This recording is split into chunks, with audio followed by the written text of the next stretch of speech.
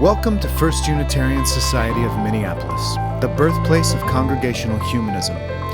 We carry on that tradition of free thought today, dedicated to promoting a free search for truth, meaning, and justice. Our web address is firstunitarian.org. Thank you for joining us.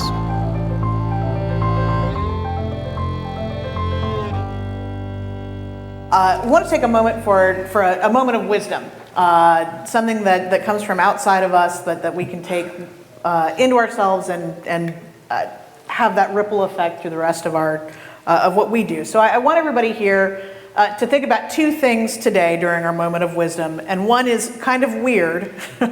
I want you to think about the longest you have ever personally gone without eating off of a china plate.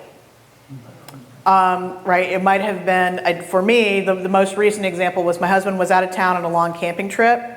I did not eat anything that could not put on a cracker, right? Like, I'm admitting this to you in the spirit of openness and us being here together at the table. No plates were used that week. But maybe it was when you were in graduate school, right? When you were everything came out of a pizza box or out of an Easy Mac cup. Don't tell my life now. Don't tell my life. Right. Maybe you were sick, right? Maybe you were in a low time, right? But maybe you were moving, right? Everything had to be off paper plates for a while. So the entire reason that this talk and this idea that Jay and I have been going back and forth about for a couple of months to bring to all of you is something that I didn't even actually hear. But the first time that our volunteers started going to Plymouth Congregational Church for their third Sunday meal in order for us to figure out what the logistics would look like for our second Sunday meal to be a sit-down meal. It had been takeout up until that point, and we were, being good Unitarian Universalists and doing our research before we committed to something. And Dave Lessler did the first one, and he came back and he said, we have to do it. We have to do sit-down. And he said, this is why. He said, I just watched a lady come in. And at Plymouth, we do sit-down meals with china plates, metal flatware, and we'll talk a little bit more about that. He said, but I saw a lady come in today, and she picked the plate up off the table, and she said, now I feel human again.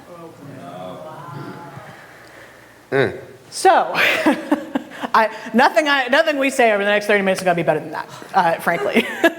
But what I want you to take from that is not that it's something that exists, but to think about the second thing I want you to think about today, which is what are those things, those tangible things that make you feel human, that make you feel connected, that make you feel seen. Because today we're not talking about waiting and praying for a revolution. Today we're going to be talking about the other labors that we do to bring people into the humanist family. And welcome them at the table. So take just a brief moment to think about those things, and then we'll get moving. Sit down and have a seat, baby. Let's get ready to get on this meal here. No, it is. Me and Dara have been having conversations, and this is an honor to have a conversation like this because, as you know, the much of what we understand is regarding our practice is that we don't depend on the supernatural. So the idea of faith can sound very little obscure for some of us. The idea of anything regarding the supernatural. So the idea that we can actually touch something and have a physical moment with it that is tangible and it create not only meaning but matter is important. And so I want to invite you for a minute because as you were thinking about this physical, tangible thing that allows for you to reveal and see and have your humanity, one of the things I want to invite you to is the idea that when we engage with a lot of things, there's actually if we go to museums, for example, most of us, if we've gone to museums, particularly across the world, maybe we've gone to the Louvre, or we've seen the Mona Lisa, or we've been to Rome, and we've seen some of the greatest sculptures in the world, or architecture, and we can't help but to experience them. We call this thing the numinous experience. The numinous experience is a very fascinating experience because it is the kind of, if you will, connective affections or energy or intimacy that we have with a piece. We have to see it. Every time I go to the Walker, I have to go see the cherry with the spoon. If I'm not there, you'll find me at the Hancock. And I just love that blue rooster. I'll be nice about it here. So, right, y'all, look, I ain't gonna lie, I'm queer, so I have my moments, right? But I'm just like, it's fascinating, and I'm drawn to those things, and it's the numinous experience for me that draws me. It's something that speaks to my essence, to my humanity, that allows for me to feel seen, heard, and felt. And Dara, I don't know about you, but it is the moment in which allows for me to feel deeply interconnected with all living things as well. Absolutely, and I think that's part of that feeling of being human. Is the wonderful Terry Pratchett, of course, gave one of my favorite quotes about what it means to be human, which is that it's where the falling angel meets the rising ape. And I think that is. I love that. I love that. Right? Good on you, Sir Terry. But I think that's one of the things that we forget in humanism, in congregational humanism, which I love. But we're so much about the life of the mind. And about the way that we come to the things that we do is intellectually, which is wonderful. Like it's a wonderful choice of what we do with our time, what we do with our energy. But it's very mental and inward focused, and we forget the rising ape. That we also we inhabit a physical body. Yes. That has needs, that is delighted by the feel of a plate when one hasn't been there for so long. That's delighted by flowers. That's delighted by, and I got to tell you, it is delightful. The smell of this fresh bread, which we can all smell up here, and that we say it is one of our principles that we experience the world through our senses. Yes. And I think that we sometimes forget because there are so many bigger concerns, so many giant things around us that we, are doing our part to fight against, that we forget that there are these smaller things too. These very tangible things that feed our humanity. It's funny that you're saying that because I'm going back to your story when Dave said, we have to do this. It becomes a charge to make change. But it's not just change here. Y'all set out to have intention, and most of the time we hope that we move from a space of intentionality. That's our goal. We're very well read, we're very well grounded in wisdoms and understandings and maybe traditions and cultures. But that doesn't necessarily mean that we are always in touch, right? And that is where, the beautiful thing about being a humanist is our ability to, yes, really not to be human, but not be perfect. So we get the opportunity to mess up sometimes.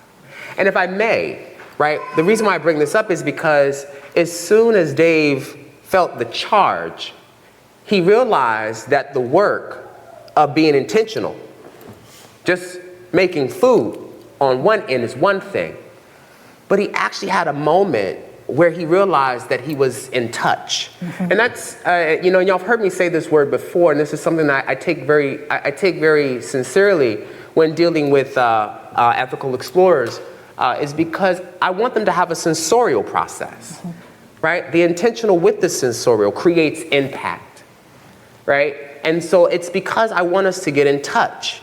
I want us to be able to smell each other. When somebody does something that speaks to right relationship, I'm immediately like, oh yeah, that smells like humanism. And then if I see justice being done well in public, I'm like, yeah, That's humanism. It tastes like humanism. It feels like humanism. Because at this point, it's not about right beliefs, but it's about right action. Mm-hmm. And what takes us deeper, right? The right action gets us to the intention, but what takes us deeper is the place where we can lean in with our affections. And we get a chance to engage each other in a very intimate way of knowing. Most of you know I'm a hugger. And so if you've ever run, I will give you a long hug and you'll be like, no, not yet. It's because I have a deep affection for your inherent worth. And when I hug you, which is something that Kelly brought up to me, she said, you always say life to me.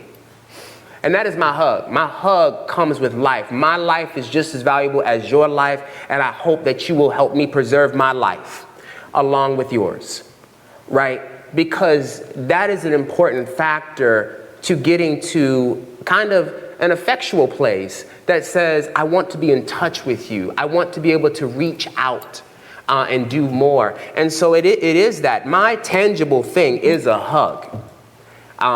It allows for me to feel not only seen and heard, but just feel felt. Your tangible thing isn't just a hug, though, right? No, not just a hug. Not even close, because this is something that really, I have come to appreciate about you as a minister for us, specifically, which is the ritual of things that you bring to what we do, the ritual of emotions, right? I think about foot washing. I think about us pouring libations. I think about the sensory aspect of taking the internal thought, the internal feeling, and giving it actual form here, right? When I came in this morning at 9, what we had was a bare little table, and that's why I wanted to make sure that everybody understood what we had up here. So that you can be part of the sensory experience of what we're doing, because it's not just a sensory experience. Look, I like a good stage set as much as the next person. The drama is fun, but right, what does it mean when someone takes the ordinary table and selects a tablecloth for it? How do you feel? Yeah. Knowing that they have done that, right? That they've done the labor. How does it feel when they set you a space at the table? And that space is yours to claim because you have that seat. How does it feel to smell fresh bread, right? And know that, at any moment, you could get some of this jam and put it on that bread. It would probably derail our talk a little bit while you chewed, but it's there, right?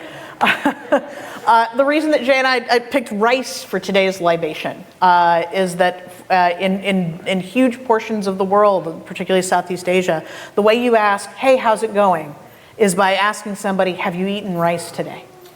It is so ingrained, the idea of have you had the daily experience of living your life is how I connect with you, and that's how we're connecting with our guests. Yeah. We always refer to them as guests at Plymouth Congregational Church, because this is a report.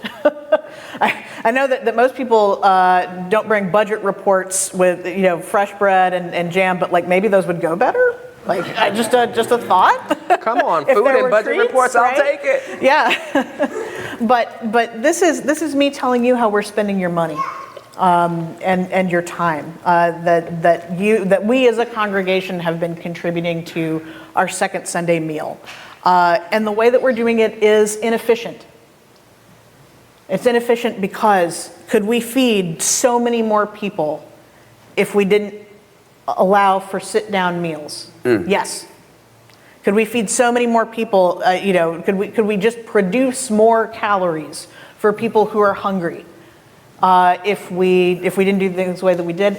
Absolutely. Yeah. But so much of what we do when we choose what we're going to do in the world, because we have finite resources. We have finite resources of money, of time, of energy, of ourselves to give out. And we spend so much of them, especially the time and the energy fighting against what sometimes seems like this insurmountable tide of the things in this world that are dehumanizing. Capitalism. Like capitalism. Like sit with somebody trying to figure out health insurance sometime and tell me about dehumanizing the systems that we try to fight against. Yeah. But we also have to remember that there is an amazing joy in being humanists. That it's it's the song that we sing, we're a gentle, angry people. I did not understand that song until I really understood that song. But we can't spend all of our time being angry, not just because we can't do it, but it's not what the people we are trying to save require. Yes. Yeah. Right? They require our gentle labor as well. And that's something that's honestly kind of hard for me. Like, it took me a little while to wrap my brain around it. Because I, like a lot of people who come to congregational humanism, have a background in traditional Christian religion, right? I was raised in a super evangelical church. So Jay, you were Pentecostal. Look, I was. Look, Yep. I mean, we come with when you do come out of those traditions, there's a whole influx of emotion. And I think, one of the things that I have to say, I think, as you were thinking about the song, Gentle, Angry People, like, I remember when I first heard that song, I really appreciated the song because it gave me the ability to, in a space, and especially because, as you know, and I can say this comfortably here, that, I've served and been in predominantly white theological spaces. And most of those spaces are so heady that to even express a sense of feeling creates sometimes a bit of anxiety because some people don't know necessarily how to respond. Or they are uncomfortable with certain kinds of emotions that may come up. And I realized that, culturally though, besides the religion and the Pentecostal expressions and stuff, y'all see me, I'll do this, I'll be like, yes, that comes out of Pentecost. I ain't gonna lie to you. It's because it's in me. It's like, yes, but I'm not gonna lie too. If I was at a football game or anything, I'm like, yes! Right? So why can't I get excited about the life that I'm living all the time? If I can do that in a religious formation or a religious setting, right? I should be able to do that in a football setting. I should be able to do that when you have a birthday party. I'm like, go, yes, you better be 50. Go get that thing, I'm that, and that's a big part of my personality, and I get that too. Having that Pentecostal background is like, oh. And you also still remind me of that charismatic minister that's on television. And I'm like, no, I promise I'm a humanist. I promise I am. Because it's not packaged that way. Our humanism is not necessarily always packaged that way. But I'm not going to lie. I believe that most of us, and this is for another talk for another day, but I can say that most of us are probably, very much so, sapiosexuals. We are attracted to knowledge. So we love to knowledge is our ecstasy. Can I just leave that on the table for later? Okay? Yeah. Because we can talk about how humanists date later on another day. But it is that bit of, what Audre Lorde calls the erotic of knowing. The erotic of knowing. It is and I don't just, leave Audre Lorde there in this framework of where we're just stuck in the erotic, but we are stuck in a place where we can really we have such a level of sensitivity and intimacy with not only knowing ourselves, but willing to know the other in a way that we know them to a place that we believe them. We believe in them. I go as far as when I look at humanity, my goal is to believe in people. If I had enough belief in something I didn't see, why would I not believe in something that I can? Right? That was the most beautiful adjustment for me. The lens shifted for me there because I knew that if I could get to that place with the process of my humanity with others, I do believe that we are enough. I do believe that there is something bigger within us. I don't believe, when it comes down to power dynamics and systems of power, I look at the people to say, what are we empowered to do? And my goal comes from the framework of Felix Adler, who would say, you have to elicit the best, bring out the best in others as they would you. So when I feel fabulous, I'm like, well, you should feel fabulous, you know? And sometimes if you don't feel fabulous, bring me what you can, right? Because you still get the opportunity to be fully human. And I think that is to offer somebody that, to tell somebody that you believe in them. It is such an intimate way of actually building them. It is the oil in my lamp. Yes. You are the light that I see. You are the light that charts the path that seems dark for me. When I am uncertain, you know, and you talked about, you know, the embodiment, if you will. I'm such an embodied person, and I share that. I love embodied humanism. I'm a firm believer in it. And it's because of the fact of, you know, as you've heard me share my story about living HIV positive, the body is the first thing to be dismissed. It goes through an erasure completely. It is unhealthy. It is seen as diseased or dirty in some conversations.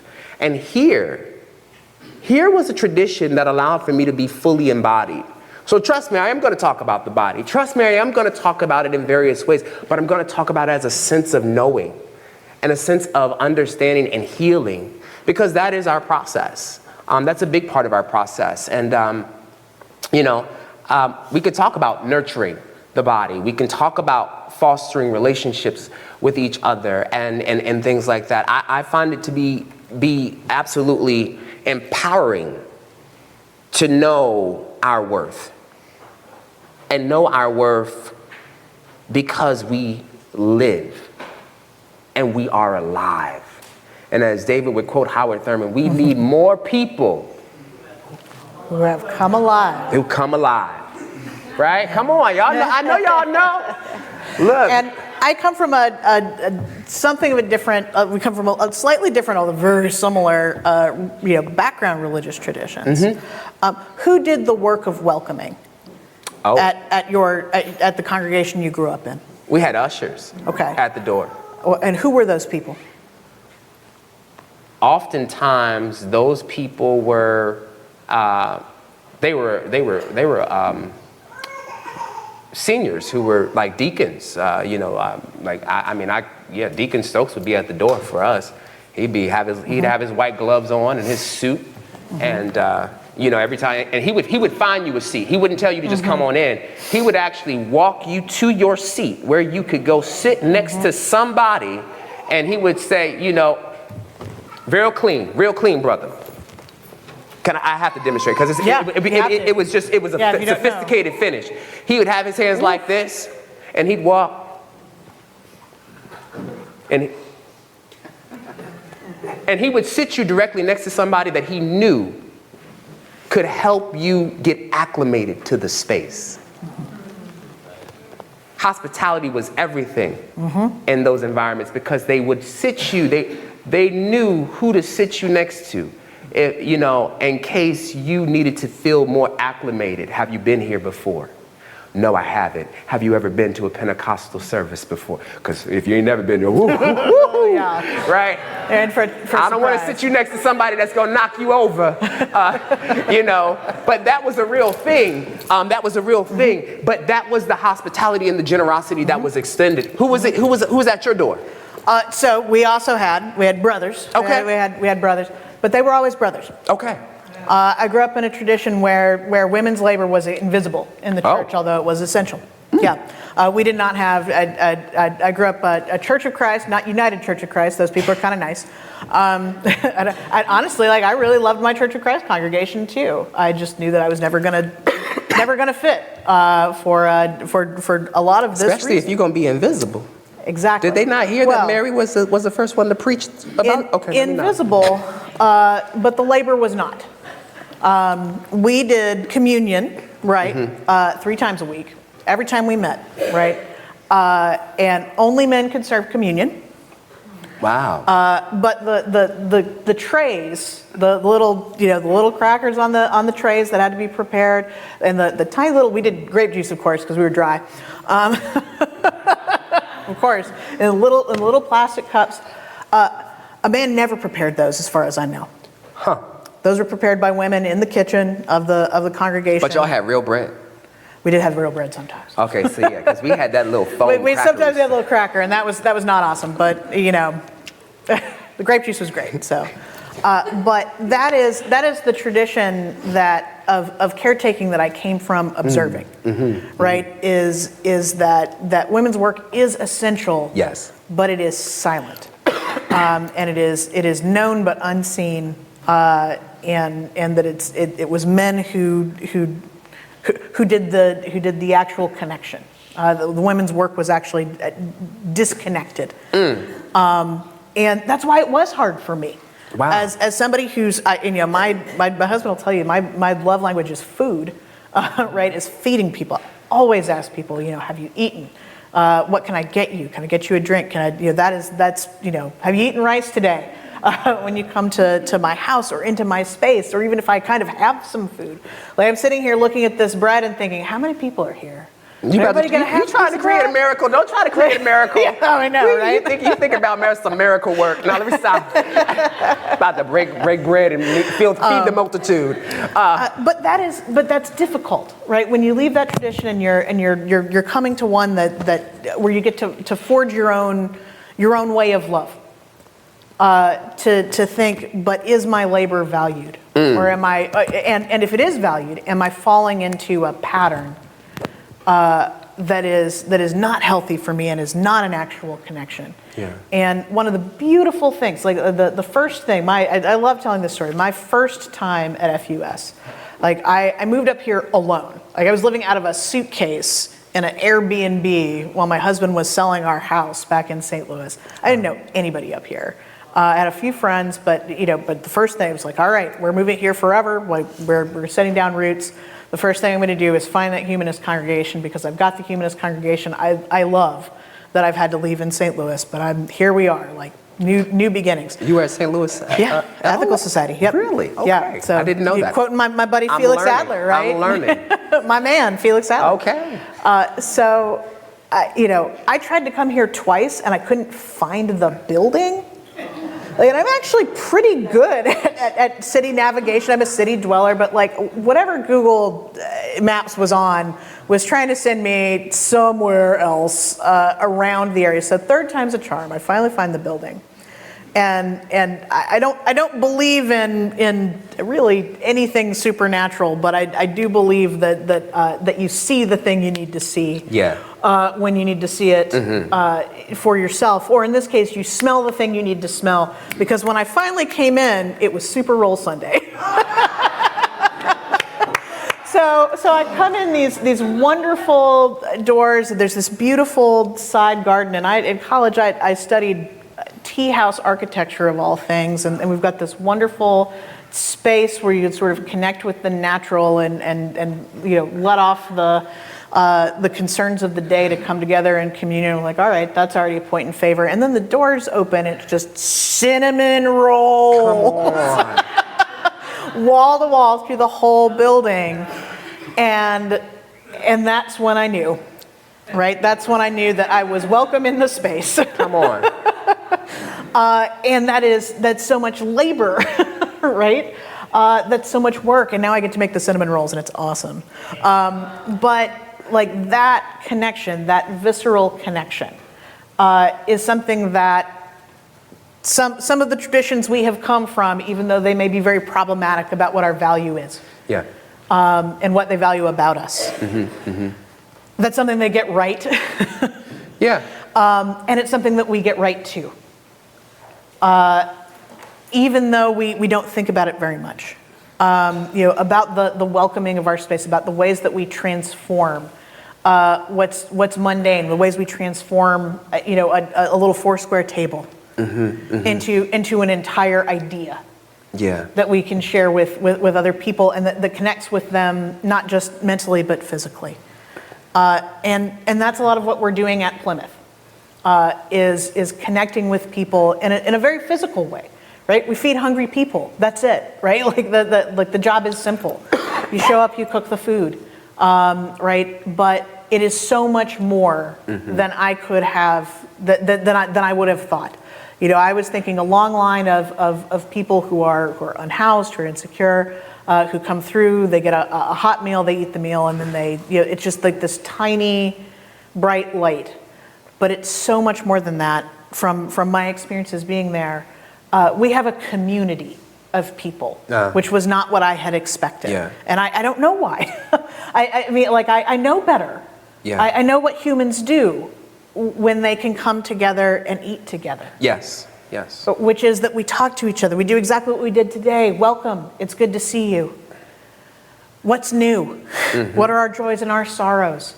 Tell me what's on your mind today. Tell me what we're doing today. Have you had enough to eat? Yeah. And all of that happens every single Sunday there, but one of them is ours. What I've come here to ask, really, right? I'm a very practical person, all this other stuff aside, right? I'm a spreadsheet person. And I hate bringing something that connects with people but doesn't give them anywhere else to go with it, other than to whatever they were going to do anyway. Yeah. So what I asked you before during our wisdom moment, right? What is the thing that makes you feel human? What's the thing that makes you feel connected? What I want to know is there a way you think you can bring that to Plymouth with us? Not every month, but some month. You don't have to be a great cook. You don't have to have the knees to stay in the kitchen, right? Or to be on your feet. In fact, we have we work together with volunteers from St. Mark's Episcopal, our buddy congregation down the street, who had been doing this meal before through the pandemic. We have about 12 volunteers who loved the work so much they've stayed, even though we're kind of in charge. We have people who can't walk up and down the stairs. We have people who sit to do the things that they do. But that thing that makes you feel human, is it music? Is it absolutely fantastic music? Well, I can tell you at Plymouth we've got 2 pianos. One in the dining room and one in the waiting room. And sometimes we have live music, and it makes people feel human. Do you have knowledge? Does it make you feel human to connect somebody to a resource? We need it. They need it. Does it make you feel human to have somebody say, hi, welcome back? You can't have that job. That's my job. Sorry. But I might be willing to turn it over every once in a while to somebody. I feel that when we talk about labors of love, what we think about a lot is the labor that our body can do. Yeah. And we see it as a limiting factor. But, right, as we know, our bodies change, right? Our labor changes. Yeah. But its value stays the same. Ashe. So, what is the labor that you're willing to convert into love? Just once. Or every month. I'm not going to tell you no. I'm going to welcome you. I'll give you a map. I'll tell you where to park. I'll introduce you to security staff. But I want that labor, whatever it is that makes you feel human that you can do. I want you to do it for the people at Plymouth. Because we're humanists. We're not evangelicals. That part. But we can evangelize the life of the mind and the life of the body in the way that we value, the way that we hold dear. So that's what I want. That's what I want you to think about. I will still be wearing my apron, so I'll be easy to spot. If you want to talk to me after today's service about what you can do or what you want to do. If you, like me, are kind of a thinker and an emailer, you can always email me.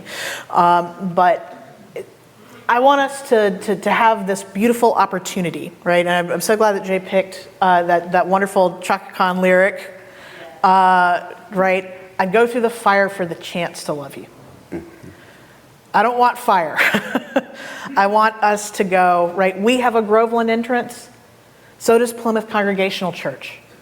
I want us to go down the street to meet people where they are and love them.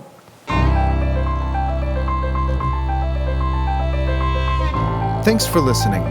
You can find much more about humanism and what's happening at First Unitarian Society of Minneapolis by visiting our website at firstunitarian.org.